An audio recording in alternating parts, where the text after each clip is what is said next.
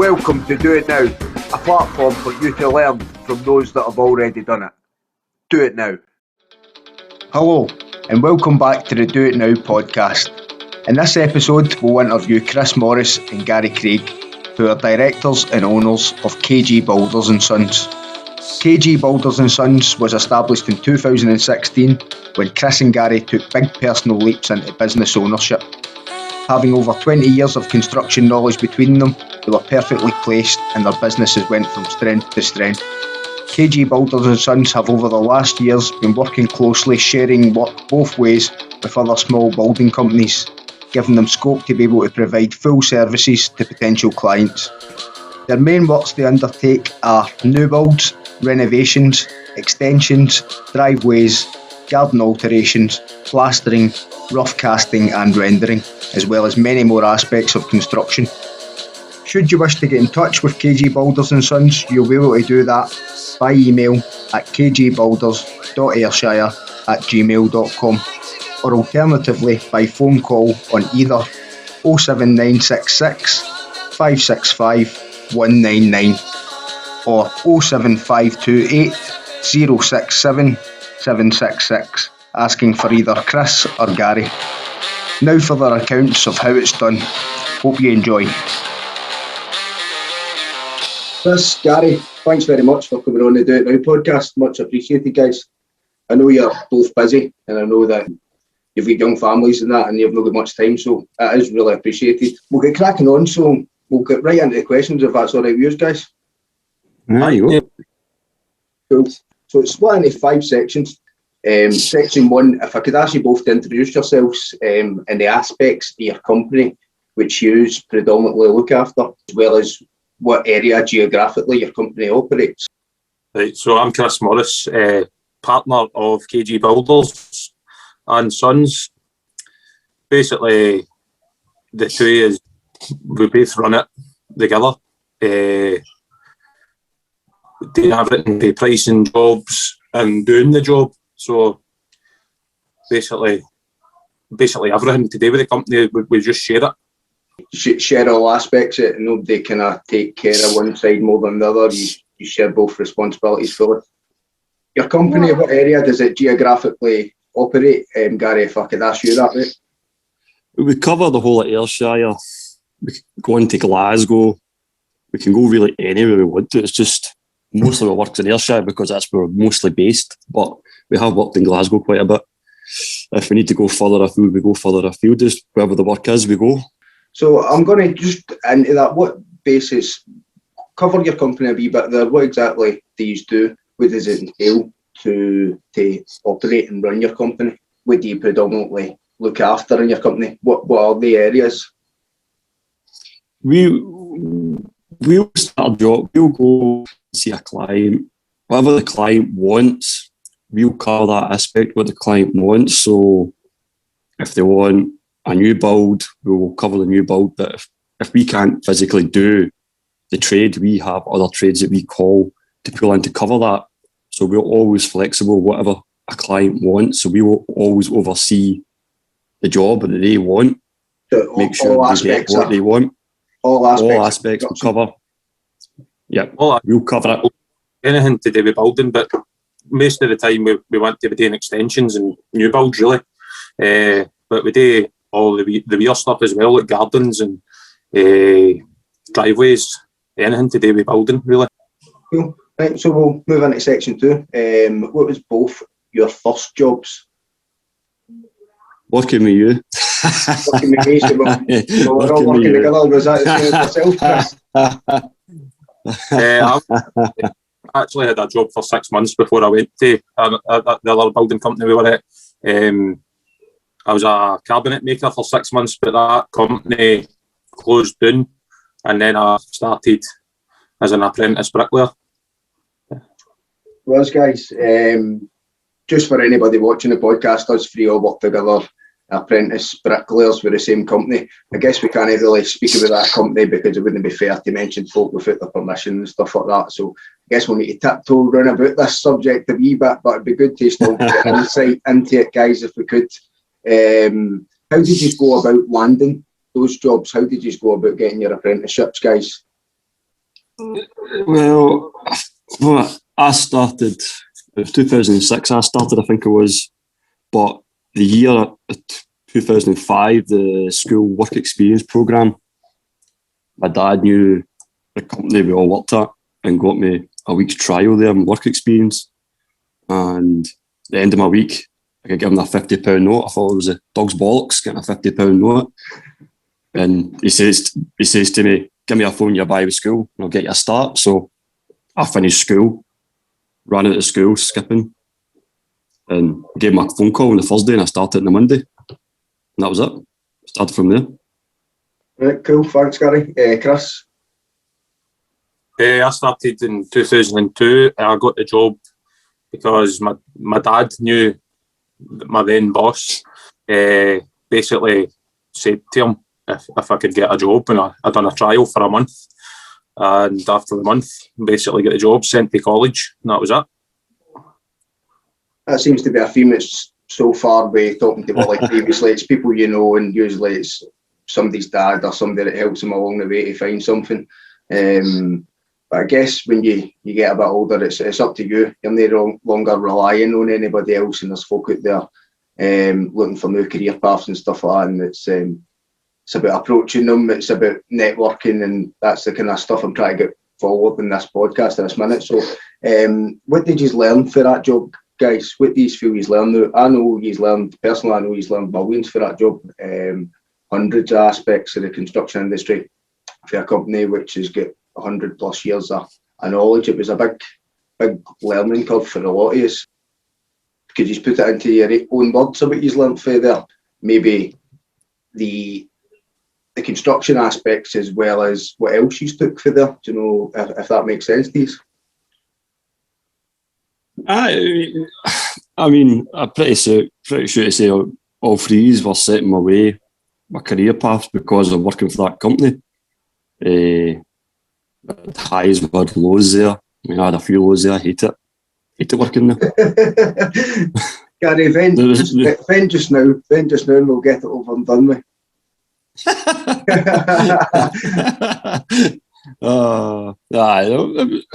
taught us everything we know. Then we go and learn more yourself. So, that's really it. There's not much to say. I kind of don't want to dive too much into. You're not willing to give them any praise, Gary. That's what you're saying. No. I'm going to give them some praise on your behalf there. That's because you were the favourite one and I was the bottom. Was the favourite. That's another story. This podcast's about numbers, so we'll keep it there. Kris, what can I do? Yourself, Kris, what do you feel as if you learned? Basically, I've written that. But I also learned that sometimes there's the wrong way to do things, and there's easier ways to do things. So when we went out ourselves, we do things more efficiently. Not to say that they are doing them wrong or anything, just I feel as if there's a lot easier ways to do things. That's one of the main things I've learned. They're setting their ways. That's pretty much it. Aye. They're setting their ways. They don't move with the times, modern times, technology changes, methods change, easier ways to do things. I guess sometimes if things aren't broke, why fix them? It's maybe that mentality. It's been working for a long time for them and stuff like that. But it's experience. We all done apprenticeships at the same time, and I certainly didn't appreciate it as much as what I do now. Looking back, the kind of opportunity they gave you at that age, for me anyway, moulded me a good bit. Although when I left, I still wasn't fully moulded. I was still daft. But if I'd looking back, they gave us a bit of an opportunity, and there was certainly lots of aspects of construction that was good in there, that we learned different things. Hello, buddy. And I think you guys were the same. There was things in there. I've had my eyes opened slightly with main contractors and massive contractors that deal with massive contracts, and the way they operate in fast track is just a completely different world to what that was. But I think that coming from there gave you a good basis to cover all aspects of construction. they go you see a lot of boys who cover their trade, they just do one specific trade, could repeat itself just constantly. They're laying brick or they're building kit houses or whatever, where we got to see the founds getting installed, the substructure getting built, the drainage getting installed. Right from the start to the end. The tiling inside it, the windows getting installed. It was a good basis, especially for what I'm doing, and especially for what you guys are doing as well. So I'll be forever grateful. I think it was a good basis. And next question, it's the last question in section 2. How did you both do at school?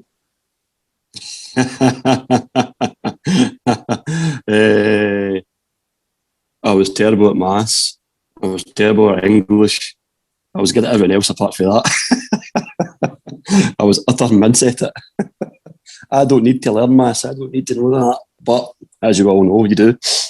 So I had to catch up in that one. That's for sure. Well, I was quite good at maths and English, but I just didn't like drawing. So when I got to my 4th year, basically halfway through my 4th year, I knew I had to stay on to Christmas in my 5th year. And my dad had a landscaping company, and I ended up going out and working with him most of the time because I just didn't like school. I picked all the kind of PE and woodwork and everything for my standard grades, so that I never had any like math, as little maths and English and stuff like that as possible, because I didn't like it. And then I just ended up not really gone in my 5th year at all. Right. I do have a few regrets for no trying a wee bit harder on some of the things. That's for sure, because you've got to learn it when you get older. If you don't, that's it. What would that be, Gary? Maths and English are your 2 basic things for anything. You need to have a basic understanding. Is this in relation to KG Builders and Sons? Yep, you've got to. What? If you want to quote somebody for a job, a client, talk to architects, email, you've got to have basic English. You've got to be able to write them a message. And Kris is forever always trying to correct me. Right, okay. So yes, maths. You've got to be able to read drawings. Uh-huh. The numbers aren't always there, so you've got to work out yourself. So you've got to have a basic understanding. Now, I dare say I learned the basic understanding of maths working at the previous company. Mm-hmm. So that helped a lot. So if it wasn't for that, then I would probably struggle at this point. Right, okay, that's good. Move on to the next section, section 3. How did your previous career lead into you creating KG Builders and Sons? Probably we're doing jobs with them. We realised that we could make good money for ourselves, and we were doing wee jobs for families and stuff like that. And when we started working together, we worked well together, and we spoke about it for years. Spoke about going ourselves for years, and then came a point where we just went for it, really. I think my main aspect, one of the reasons was after I had a family, and the wife, when she stopped working, her wage disappeared. And when you lose that wage, it becomes hard. And we didn't exactly earn much. We were working, so I had to go make extra money. So I ended up buying a wee crappy van off my dad for £750. I forget that, the wee white Vauxhall Combo. The thing was a heap. But before that, we didn't work cars. I had a wee Corsa. I think Kris had an MG, wasn't it? An MG Sport. Try to get a mixer in out the back of the Corsa, an MG car, just to go and make the extra. But eventually led to bought a wee van. I think it was £750. I bought the van for. Had that for a couple of years, and then I sold that and I saved the money up and I went and bought a Volkswagen Caddy. And that's where it led from that point to that. We were thinking, well, let's go and do our own thing. What's the point in working weekends, nights, where you can do it Monday to Friday? You don't have to be away every single day for your house. You get to enjoy life a wee bit more.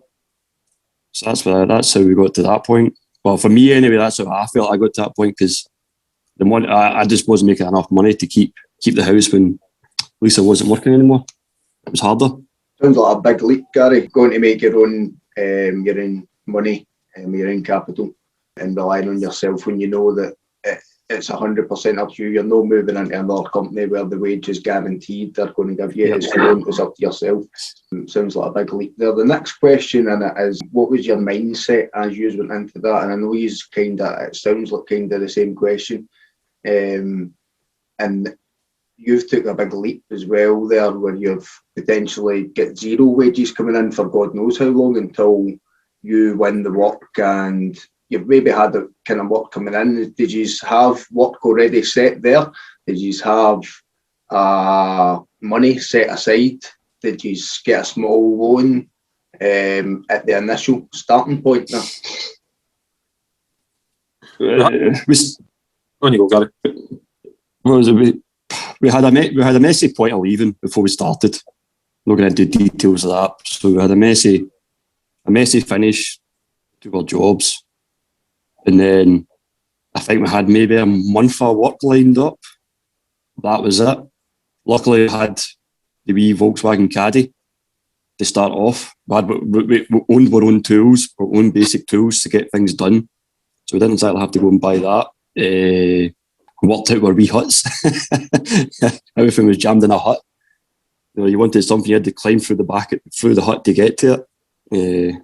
We had a bit of money saved up, put by, but it wasn't a lot. If you are, you're running a house, you've got wains, and it was a gamble. I don't know if I'd say it was a gamble, but it was a bit of a risk. You know what I mean? It was like never had a lot of money put to the side.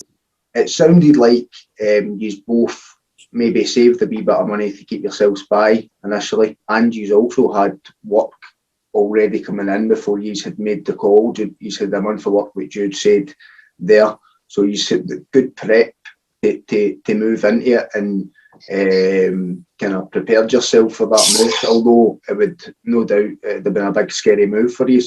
We actually had, luckily, my dad had a friend called Jim Warden, and he used to run, what was the company, Kris? Scotskill, big Windows company. He's retired, and luckily he was a friend of my dad's, and he actually took us down and sat and helped us write a business plan for our first 5 years, which is actually we're coming to the end of that plan, which set us on stead, because we actually when we did leave, we were going to go and work in these houses, which actually never happened. It was a lot of work, but I'm glad we had that opportunity, because if it wasn't for that, I don't think we would have made the push as easy to jump, to go and do what we're doing now. Because I was kind of, plenty of work there to go and do. And we'll do any wee bits and bobs in between, but that fell through, and we're just stuck to our own wee jobs at first. That's how we went for there. But Jim, if it wasn't for Jim, he was part of Business Angels, I think it was called, Business Gateway. And it was him. It helped us to go get an accountant. This is the kind of numbers you're looking at. You want to do this. Need to make a certain turnover. Try and make a small profit. Don't take all your money out of the business. No, just basic things to help you. Both of you contact somebody from Business Gateway initially when you were first. Well, it was Jim stays in the town I'm in. Right, so he does. So it was, and he used to be part of the Business Angels years ago. Mm-hmm. And it was him contact Business Gateway. So we had a meeting with Business Gateway. They offered us thousands of pounds to help us start. But the problem was we couldn't take the money because we had to have 2 meetings. Was it 2 meetings a week or 1 meeting a week, Kris? Aye, we had to be out making money, and as opposed to go and take some money, and you've got to go and turn up where at these meetings where you should really be out making money. Right. So it was a few £1,000. It wasn't enough to take the days off, if you get what I mean. Contractual arrangement. Couldn't meet basically, so it wasn't worth. Aye. The help's there if you want it. It just depends. Gary, you had said earlier on, I'm just thinking here, you'd said earlier on that you wish you'd done a bit better at school, maybe English and maths and stuff like that. And I've found that I was lucky I got with one company put you through millions of different tickets. It was away for a different ticket or a different qualification every other month, and it was brilliant. And you take every qualification, every ticket you go for, you take something off the back of it. But I got to the stage, obviously, I'd moved on for that company, and what I've started to do now is I've kind of identified that I need to put myself through these tickets. You can't rely on somebody else paying for them, so I've started to pay for my own tickets. And at the back, some of them are hard, and they do require a bit of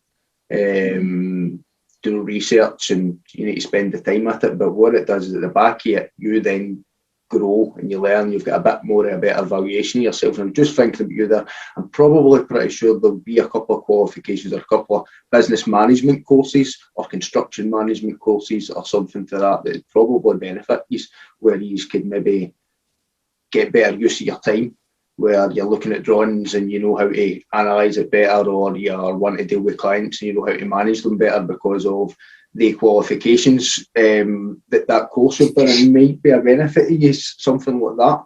Don't know if you have done anything like that.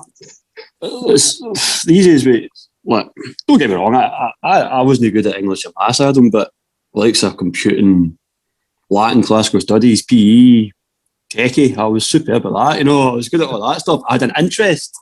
I was genuinely interested in that stuff, but English and maths, I bored the crap out of me. But other than that, it's fine. But like you're talking about, like, clients reading drawings. When we first started, a set of drawings, you'd be like, oh God, man, this is taking forever. You know, now you just look at it and you batter through and it's a doddle. You know, it's done in no time. If the stuff's in your head as you're going through it now, because you've done that many of them. Not just that, it's just, you just know what to expect when you're building an extension, and as long as you don't miss anything, you know what I mean, it's a lot quicker to get through things now because you've done that. Aye, we've made plenty of mistakes, put it that way, and we've learned from them. Building experience every day. You've went through 20 plus years, maybe 25, 30 years together, like in a learning construction knowledge, and then 6 years ago, went to 2016. 6 years ago, you took the big leap into business ownership, and now there's different challenges come with that you need to learn, and you make mistakes. Oh God, we've made plenty. We undersold ourselves. Right, okay. So we did. When we very first started, we undersold ourselves to get work and all that. Look at it, you're going, we're not really making that much money, but I think that you're working like hell. I think that tends to be a business plan, Gary. People will undersell themselves initially to get on the market and get their name there and reputation is built and work one, so that they can then say, we've done this project, that project, and this is what it's just built. It's networking. You can win work off the back of work and stuff as well. Yep. You got something else there, Chris? Sorry, did I just cut you off? But no, it's all right, mate. I was just going to say, when we first started, we were going travelling to Ayr, Glasgow, everywhere, and we were just you would say to yourself, I want to try and keep this price low so that I get the job. Mm-hmm. But then on the other side of that, you end up knocking your pan in to make the money because you've tried that hard to get the job. But now everybody knows who we are and what we do, and you don't need to do that anymore. Aye, we were too cheap. Put it that way. It was the prices were too cheap, and we weren't really making a profit. Selling yourself too cheap at the first. That was a level of where you have to price jobs better.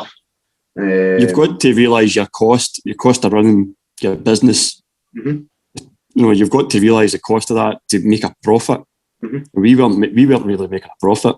That was it. But we were getting work. I mean, the first time you're pricing some, we were making money for ourselves, but no, the business wasn't really making a decent enough profit, basically, because of the way we were trying to price jobs to get them, as opposed to pricing them for us to make money. Your business model maybe wasn't quite correct the way you were. Your business wasn't quite correct, but you identified it and changed. You learn. Yeah, I think I think you were just a wee bit scared that you didn't get work. So when you're pricing a one like that, right, I need to see what I can take off this to get it, kind of thing. Right. But whereas now you realise that everybody knows the prices of things, you know, and if they're wanting the job done, they'll get you to do it if your price is all right. Wee bit off my script here, but has it been hard, guys? Do you find it's been really difficult over the 6 years? Are you happy doing what you are doing? I know you are getting quite a lot of work in and you are doing well, but has it been difficult? How are you? It's been a hard slog over these years. The first 2 years were the hardest. The first 2 years. First 2 years, you're petrified. So, yeah. We're saying we're under sober cells, so you had to realise what you're worth. I mean, we're pricing jobs and going, oh, Christ, that's $4,000 for a garden. Oh, no.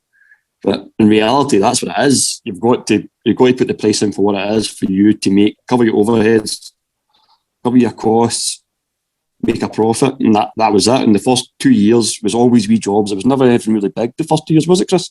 First 2 years was quite wee jobs. The only kind of decent sized one was John McKelvey's up at Barhead, the extension.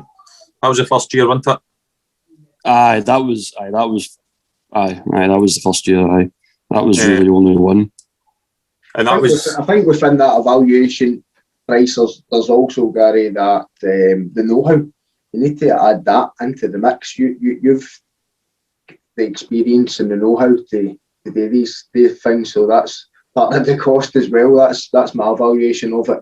Experience that you've built up for these different things. Not everybody can do all the different aspects of construction that you two guys can take, and then they don't have the network or the companies you are working with that can deliver full services, so that you can do kind of small aspect construction, but also deliver the lighting, the plumbing, everything, a full rounded kind of service. We started off, it was always just us two doing what we can do, but then you quickly realise, as you say, talk about networking, you've got to get involved with other companies.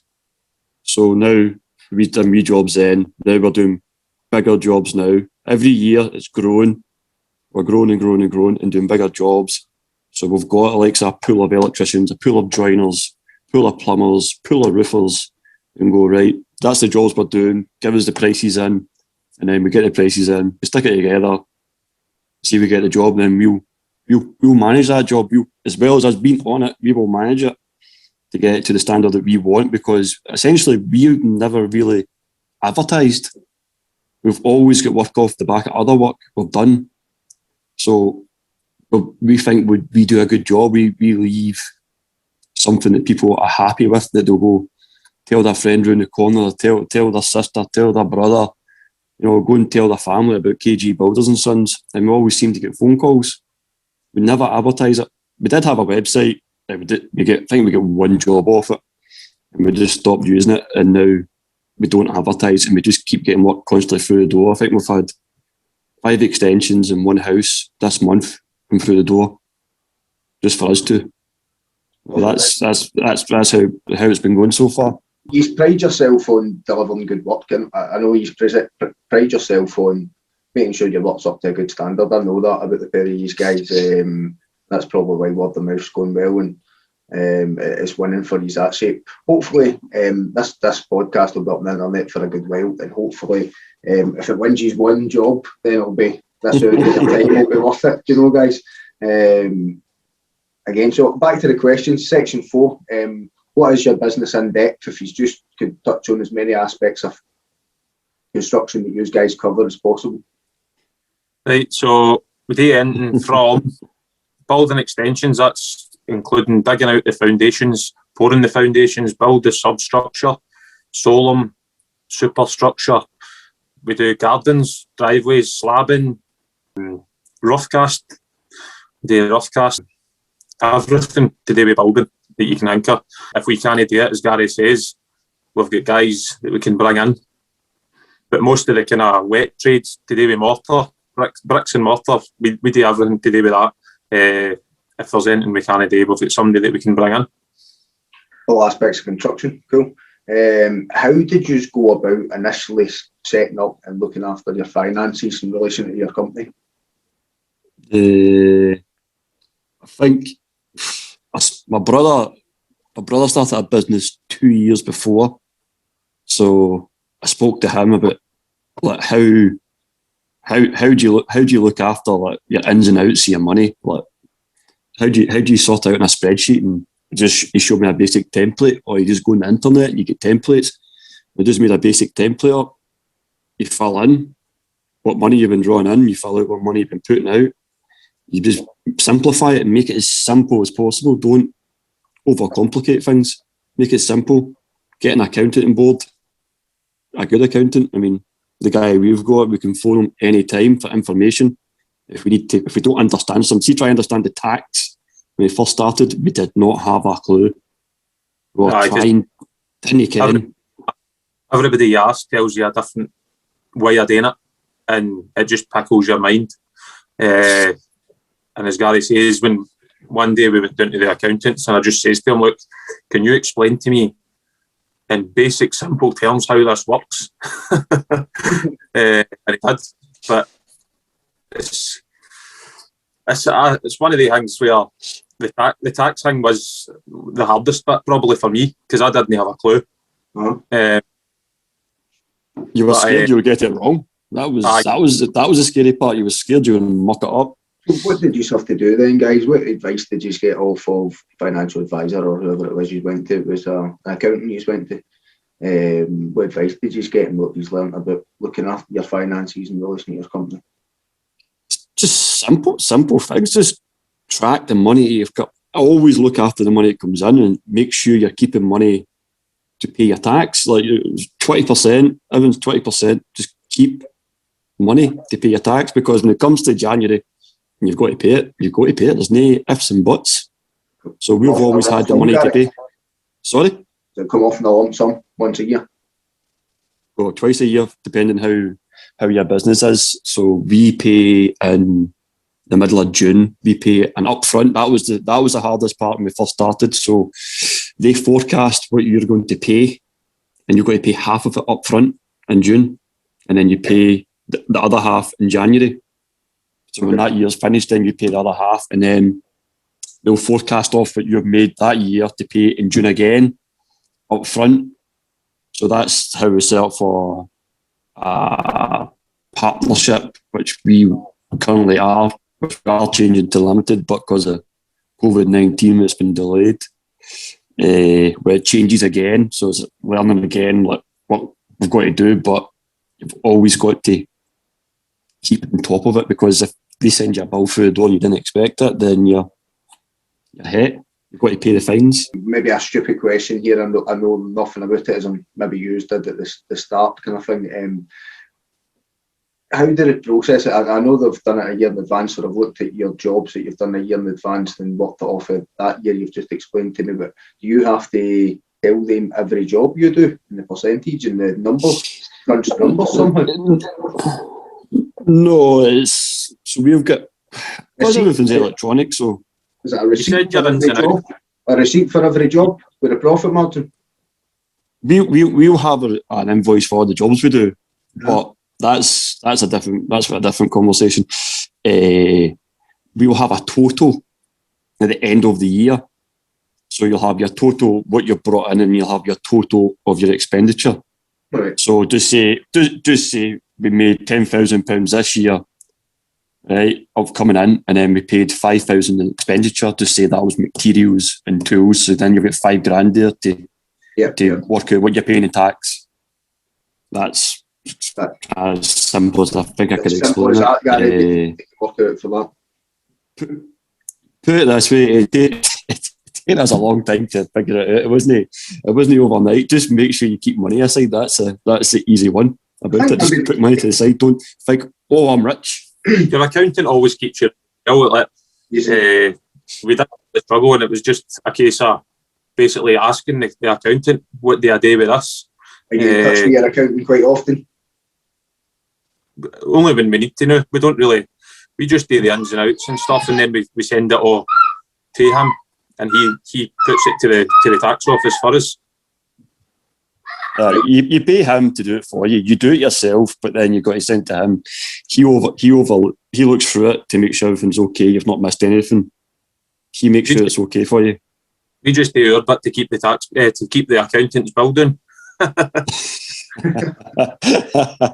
So, just before we jump on to the last section, guys, what are you currently working on? You know? We're doing a house renovation in Beath. So we've went in and we've took the fireplace down, the chimney all the way down to the floor, and we're taking walls down, putting beams in, new doors, windows, skimming all the walls, steps and stuff outside. So quite a big job. We started it on the 7th of January and we're expected to be on it for another 3 weeks. Another 3 weeks, Kris, did you say that? Aye. So a big refurbishment job then? Aye, it's a big job. It's the people have moved out the house, so the whole house was just a building site, but it's starting to come together again. The messy part, the biggest, messiest parts are almost finished with, so it's basically we're on skimming now. So after that, the joiner will be fitting the kitchen and stuff. Aye, so that's like another job of subcontractor, the joiner, the roofer, the electrician, the plumber. No, because we don't do those things. We subcontract them in to get a complete package. Right, so user active main contractor, basically user main contractor, contractors in. Did the client come to use with drawings and a plan, or did the client come to use and ask for a plan and drawings? They had drawings in place, and they came to us, just asked us to price it. But sometimes you get clients that will come to you and say, right, I want an extension built, and they've not got anything in place, so you've got to then tell them they've got to get in touch with building control. They've got to get an architect, and that can take months to get that in place. And sometimes a lot of people don't realise that.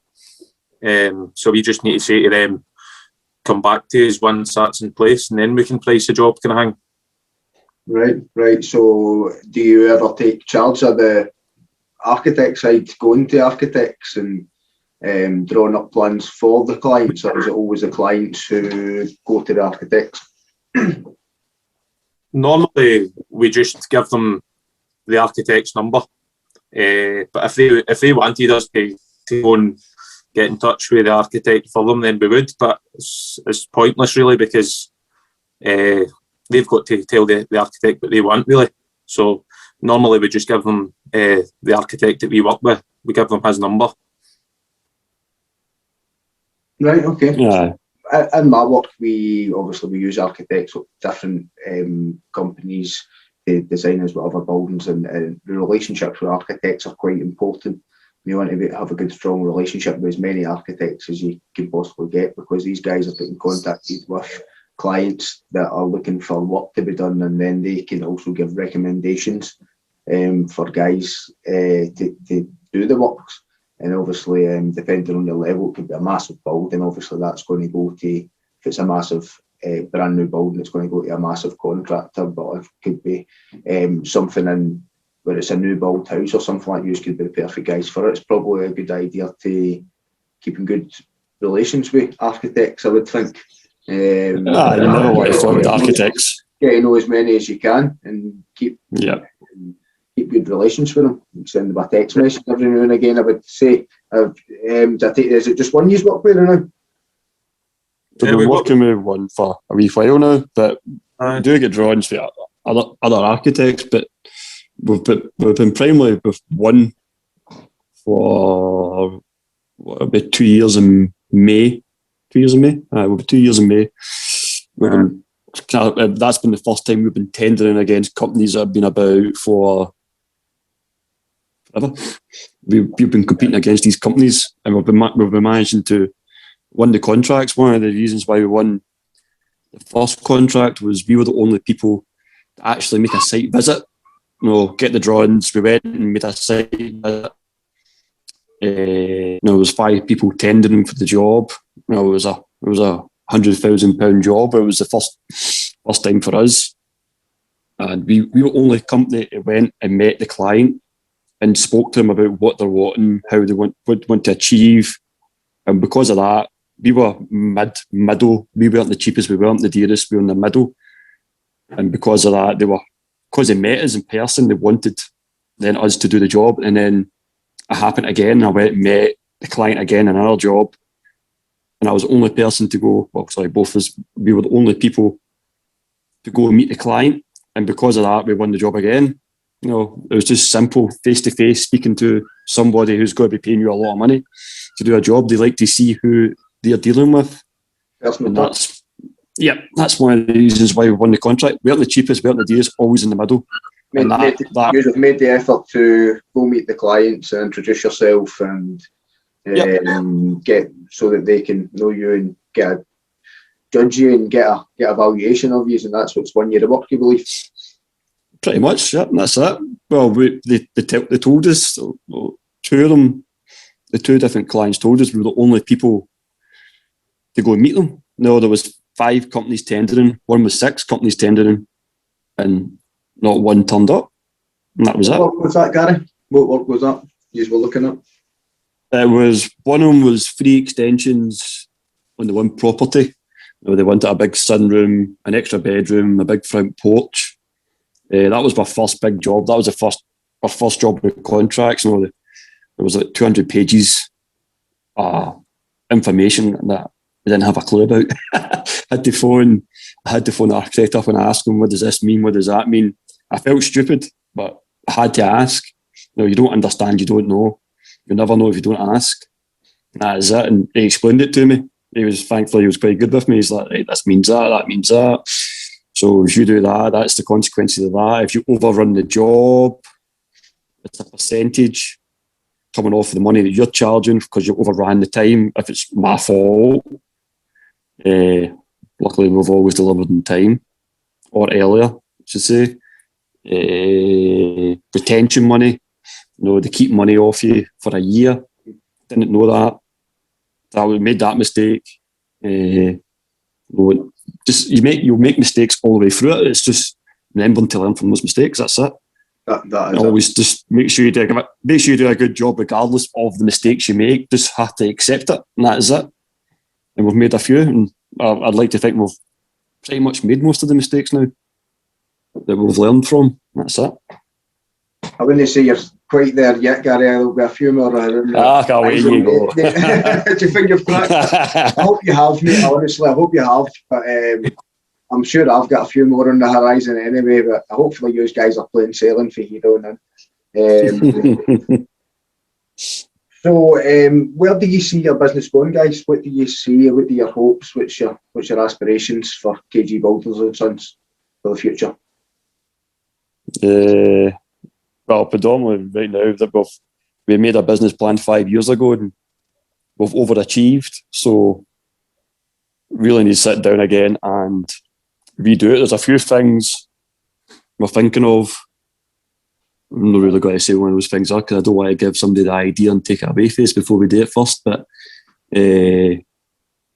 that one idea is probably hopefully the potential to move us to the next level in construction in this area, at least, because there's not many people. I don't know any other builders with this idea. I've not seen any of this. So this is one of the things we're hoping to try and do. I've emailed a few inquiries about it last week. So I have. So I'm hoping to get some replies and get something moving. Hopefully a big move for KG Builders. Other than that, we do need to sit down and think what is the next steps if this doesn't work, because we have achieved what we wanted to achieve. A plan is always needed. You can't just make up as you go along. It doesn't work. You need a plan. I don't know if Kris has got anything else to say on that. Okay, a business plan there, guys. You've got ambitions then. You're looking to grow and expand, and you've got something there up your sleeve. Oh, of course. You're not willing to share.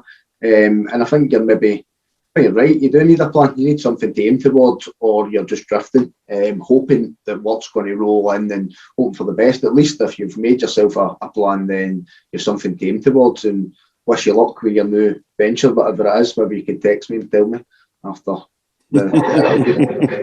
Kris, sorry, didn't really cut you off there, mate. Something to add there? It's just basically making the next big step, and there is a few things that we've been thinking about doing. for a couple of years now, and we just need to kind of, as Gary says, sit down, make another plan up, and go for it again. It's another one that you're going to. I think as if it doesn't work out, we can always come back and do what we're doing. But doing what we're doing to try and expand, as in like other squads, that's difficult because you don't know. It's hard to get the guys that you want to work for you, and it's hard to get folk to work the way you want them to work. So that would be a step in itself, just even employing another squad. But the way we are going to try and go is to keep it between us and just go for this plan that we're talking about. Sounds like you're ambitious. Subcontracting. Looking to grow the business, and you've got a game plan, and sounds. I hope it works out for you guys. So last little bit on it then. Best advice for anybody starting up a business that you guys can think of? Plan. That's it. But just what we spoke about there, make your plan.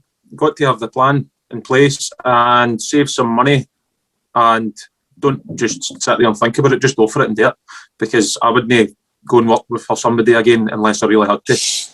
Yeah, we spoke about it for 2 years, and we eventually did do it. You just got to do it. The only regret I've got about starting a business is that I didn't do it earlier. It's the only regret. So I was going to say, you spoke about it for 2 years. If you could go back, would you have took the leap a bit earlier and done something, moved quicker? Aye. Definitely. I would say we actually spoke about it for longer than 2 years. I would say 5 years. We spoke about it years and years ago. But I would have definitely done it earlier if I don't know why we didn't, to be honest, but I think it was to do with the first recession, maybe. Remember, when we were really young, we were going to do stuff, and then first recession, and we decided that we couldn't. There was a bit of fear involved because with the company we worked for, they were struggling a wee bit. So we were a bit scared. That was probably... How you could cope in your own, basically, at that time? That was it. Like your new venture that you are potentially moving into, that you are thinking about, it's obviously another kind of scary leap by the sounds of it, just like what the starting KG Builders and Sons was. But you've got the experience now building a business for 6 years, and you know what maybe the challenges or the potential challenges that lay ahead for your next bit. For your next venture, whatever that may be. You've got to ask people. See, you've got to try and get round people who are like-minded, would be the way to put it. So other companies, I mean, there's a roofing company, there's a wee guy running a roofing company, and he helped us quite a wee bit. I mean, we asked him a million questions all the time, like, how do you do this? How do you do that? And he was always willing to talk to you, help you out with answers. Might not be the right answer, but he's willing to share his experience with you. If you're going to start something, go and speak to somebody. Just go and speak. Well, Gary, see, when we started, we had contacts. We already had contacts. Like Gary's dad, he's a plumber, and he's a sweetie wife, so he talks to everybody. So we had Gary's dad. We knew so contact is very important as well. Do you know what I mean? 100%, totally. Networking's massive. It's only recently I've kind of identified it myself, but the more people you know and keep better contacts with and become friends with in certain places, that can be, that's what opens doors at times. Knowing different people, making sure you. Another thing I've identified recently is mentors. Gary was talking about that as well. There was a roofer that helps you out. A mentor, if you can help identify a couple of guys or whoever it may be above you that have got a bit more experience than you, that you can rely on to give phone calls every now and again to ask certain questions. Even if you ask them, do you mind if I give you a phone call now and again to ask about these questions? That can be really helpful. You want to learn from their mistakes, not your own. That's essentially it. You want to learn from them. That's it. That'd be great in life. See if we could only just learn off everybody else's mistakes. It would be insane like that. It would be great, that. Right. I think I can be capable of making the same mistakes a lot more than 4 times anyway. At things, but best advice for young people. No, but you just keep on plodding on, don't you? Just plodding on. Best advice for young people in their careers, guys, if you could think about maybe yourselves when you were young. I certainly wasn't thinking about my career. I know more now and I wish I did earlier, but everybody I think maybe starts to think about their career at their own time. And I think that maybe trying to highlight the young folk that are thinking about a career younger, a career plan younger, is maybe quite a good thing. What would your advice be to your younger selves, or even your sons there, the kids? So, Don't do that. I was enjoying myself. Just go out every weekend getting drunk. Go out every weekend and get drunk, Chrissy? No, I'm saying what today. Don't do. Right, okay, why? See what you're saying there, Adam. Thinking about careers, that was the last thing in my mind when I was 18, 19, 20. 100%. And I wish it wasn't, but it was. You only start thinking about your career. Well, in my case, I only started thinking about my career maybe when I was 28. Yeah. Do you know what I mean? I didn't start thinking about it until I had my first wedding. I was 22. And then that's when I realised when money wasn't just as easy to come by, when she wasn't working anymore, that I had to think and do something about it. And that was why I started thinking about it. That was when I was 22. I didn't do it till I was 26. But that's when I started thinking. I think I always thought about working for myself, but it was always like a kind of thought in the back of your mind where you're thinking, I really want to do that, but you never really done anything about it. And as Gary says, when your life changes, that's when you really do something about it. You think then becoming parents a big player in your big player in the companies and a big player in your lives? Then obviously it's going to be a big player, but it was a big player in starting the companies, becoming parents. Aye. Oh, definitely it changes your aspect. As Kris says, you're not going to the pub Thursday, Friday, Saturday, Sunday. You've got responsibility, and then you start thinking, hold on, I need to make a career here. I need to do something with my time to help this. And that was, for the knowledge I had and the abilities I had, the only way was to either move to another company or start for myself. And I liked the idea of starting for myself. And that was it. That's the motion started then. What advice then could you think encapsulate what career advice you would give to young folk, your younger self, if you could go back to your younger self at, let's say, 14, what advice would you give them in relation to their careers? Try and think of it. Try and think about what you actually want to be, because when I was 14, I did not have a clue what I wanted to do. I always wanted to be a bricklayer, that was the thing. Did you, Gary? Really? I always wanted to. The dream came true, Gary. The dream. There was actually... That's why I've got you here, Gary, because you're a success story. You dreamed a dream. You dreamed a dream, and you lived that dream. But in all seriousness, you are a success story in all seriousness. Big companies been going for 6 years. You both keep roofs over your family's heads comfortably. You are ambitious. You are going for the next step. You are always working every day. That's a success story to me.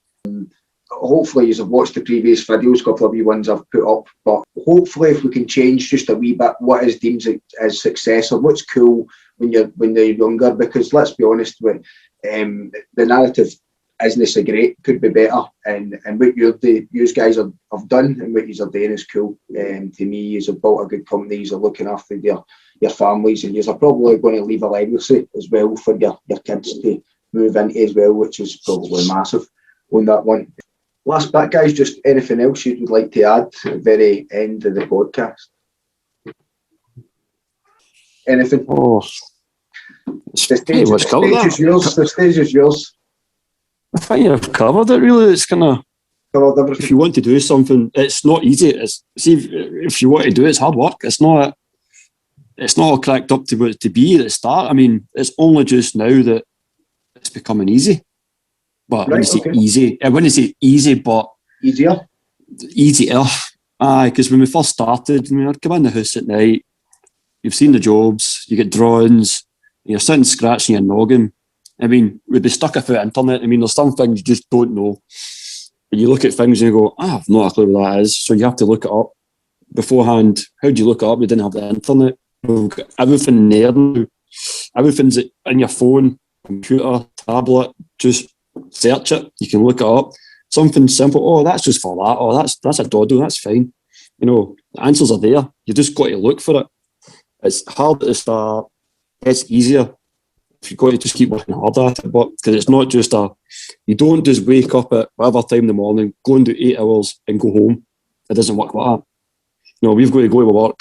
Then we come home, get kids and wives, and then once the kids are in bed, that's when I start again. I start my work again at night. And when we first started, that was every night. Because it was taking so long to do things, wasn't really efficient at it. Now it's less. It's half of that. I don't have to do as much at night now. I mean, we're lucky. There's 2 of us. We split the work's split at night. So I've got the jobs I've went and seen. Chris has got the jobs he's went and seen. If it was one man, that'd be a lot harder. It wouldn't just be as easy with one man, but it's doable. But it's not something that's easy. I mean, if you've got a partnership with somebody and you could do it with them, you should try it. It'd be a lot easier than doing it yourself. The first, if you're going to go into business, I think you need to be prepared to really work hard in the first 2 or 3 years. Hard work and make the business work. And that's what happened with us. Although, as we've said, the mistakes we made with pricing jobs maybe a wee bit too cheap, but we've learned for that. But you do need to work extremely hard in the first 2 or 3 years. Don't get me wrong, somebody might start a business and you don't need to work hard, it just works for them. But 9 times out of 10, I would say you've got to really put the graft in to begin with, and then it becomes easier.